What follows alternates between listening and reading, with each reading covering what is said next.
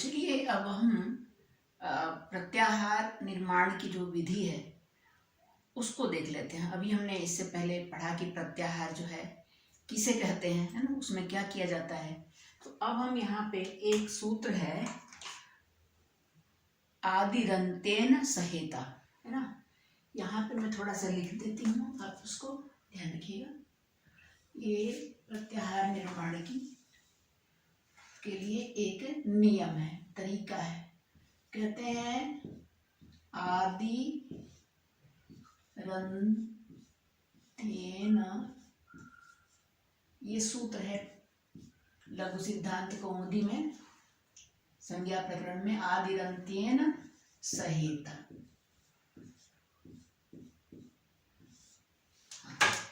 क्या क्या मतलब है इसका? इसका मतलब है कैसे बनाएं, प्रत्याहार कैसे बनाएं। तो उसमें कहते हैं कि आदि ही, देखिए विसर्ग हो जाएगा, फिर इसमें अ, अंत्येन सह इता, आदि ही अंत्येन इता सह। आदि को, आदि मतलब प्रारंभ, प्रारंभ के वर्ण को अंतिम इता, सहेता है ना, सह इता, इता माने तृतीया लगी है उसमें, तो इत के साथ आदि वर्ण को अंतिम इत संज्ञक वर्ण के साथ जोड़ने से क्या होगा? प्रत्याहार का निर्माण हो जाएगा। और ये जो ये आदि वर्ण है, ये अपने और जो मध्यगा नाम, ये जो बीच में जो वर्ण है उनका अपनी भी संज्ञा होगा वो, और जो बीच वाले वर्ण हैं उनकी भी वो संज्ञा होगा। मतलब उसके अंतर्गत, उस प्रत्याहार के अंतर्गत पहला आदि वर्ण से तो, आदि और अंतिम इत से तो वो बनेगा ही, लेकिन वो अपने और जो मध्यगा नाम वर्णाना, जो मध्य में जो वर्ण है उनको भी वो अपने साथ समाहित करेगा। और यही जो है प्रत्याहार बनाने का उद्देश्य है, प्रत्याहार बनाने का प्रयोजन भी मतलब यही है। तो देखिए अब हमने कुल जो है 42 प्रत्याहार है।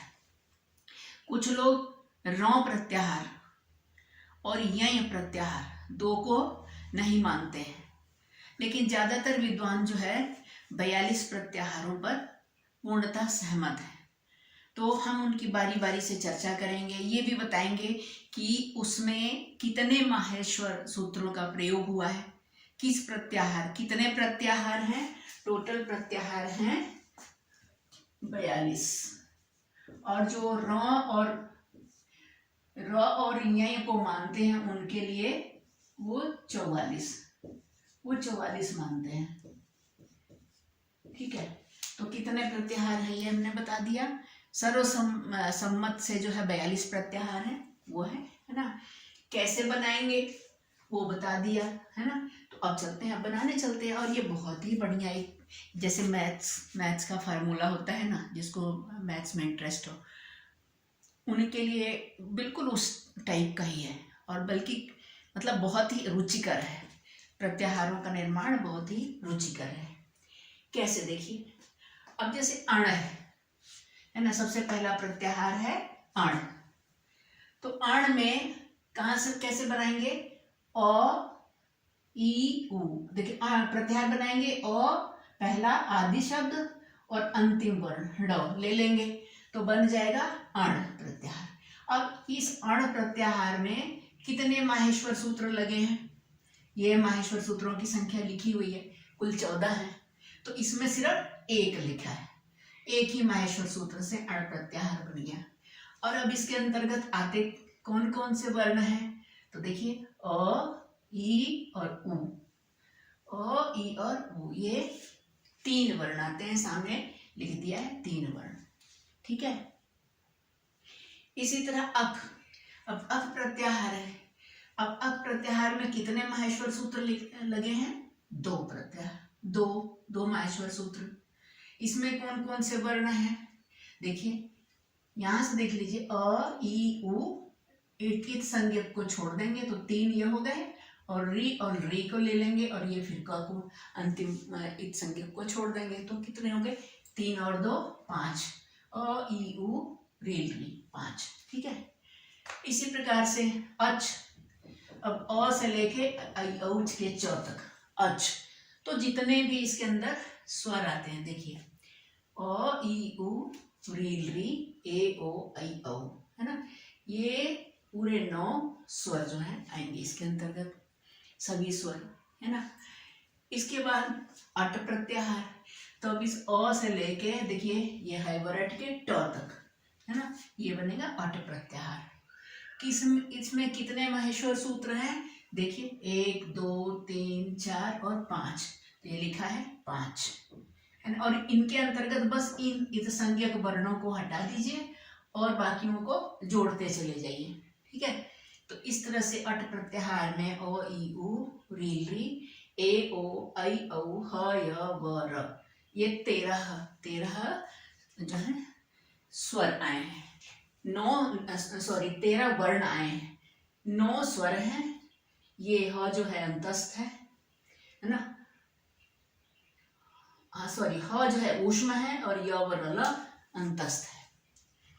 तो इस प्रकार से ये 13 वर्ण इसके अंतर्गत आए हैं।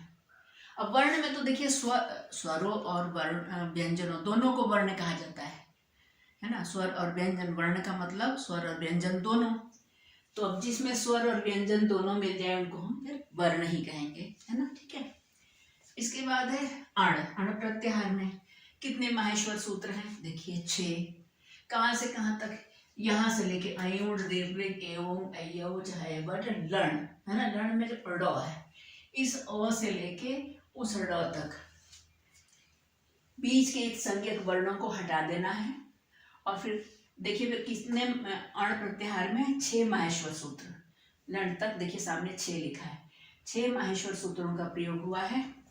और इनको मैंने गिनने के लिए अ ई उ रील री ए ओ आई औ है वरट, और लण में तो सिर्फ अकेला ल है, तो इस तरह से 14 वर्ण हुए हैं, 14 वर्ण जो है आते हैं अण प्रत्याहार के अंतर्गत। इसके बाद है अम प्रत्याहार।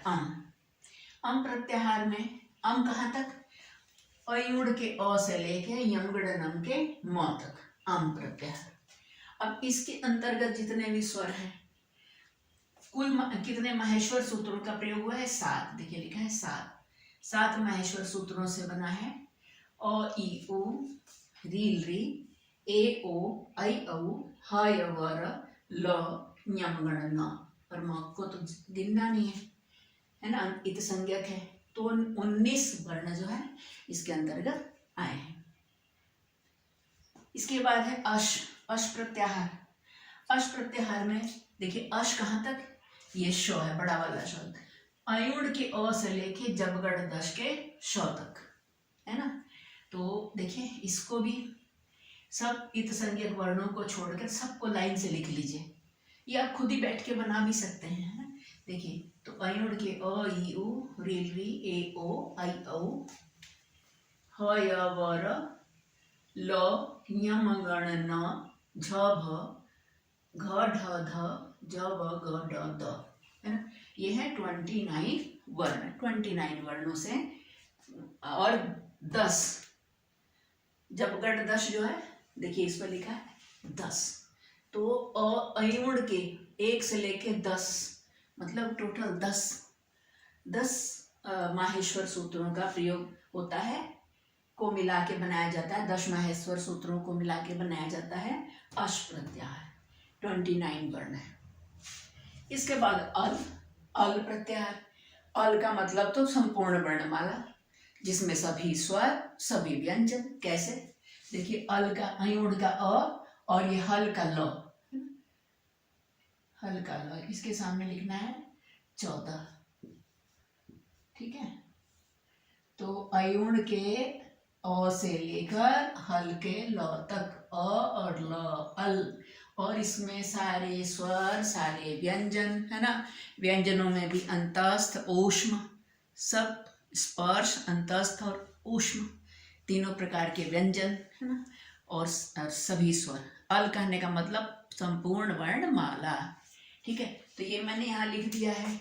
अब सिंपल सा प्रश्न है, कितने माहेश्वर सूत्र लगे हैं? 14, क्योंकि जब सारे के सारे लग गए इसमें, सारे के सारे 1 से लेके 14 तक, तो 14 माहेश्वर सूत्रों से संपूर्ण वर्णमाला का निर्माण हुआ है। ठीक है, तो ये हो गया अल। इसको भी पढ़ देते हैं। देखिए, अ यू री री ए ओ ऐ औ ह य वर ल य म ङ न म य म ङ न, म नहीं आएगा गलती से। अच्छा है ना, पढ़ देते हैं तो गलती पकड़ में आ जाती है। य म ङ न झ भ घ ढ ध ज व ग ड द ख फ छ ठ थ च ट त व क प श ख स श श स ह। यहाँ से म क्यों मैंने मिटाया? क्योंकि यमगढ़ न म तो एक संज्ञक है, यहाँ गलती से लिखा गया था, अब ध्यान चला गया तो उसको मिटा दिया। ठीक है ना, ये नहीं कि मतलब कोई टीचर है या कोई भी है बना रहा है, अगर उससे गलती हो तो उसको माने ना, ना इंसान है, गलती हो सकती है, पर उसको जो है उसको दुरुस्त कर देना ही बुद्धिमानी है, वही ईमान होता है, इंसानियत है। ठीक है, तो इस प्रकार से अल प्रत्याहार के अंतर्गत 14 माहेश्वर सूत्रों का प्रयोग हुआ है और संपूर्ण वर्णमाला आती है। इसके बाद फिर कंटिन्यू करेंगे थोड़ी देर के बाद।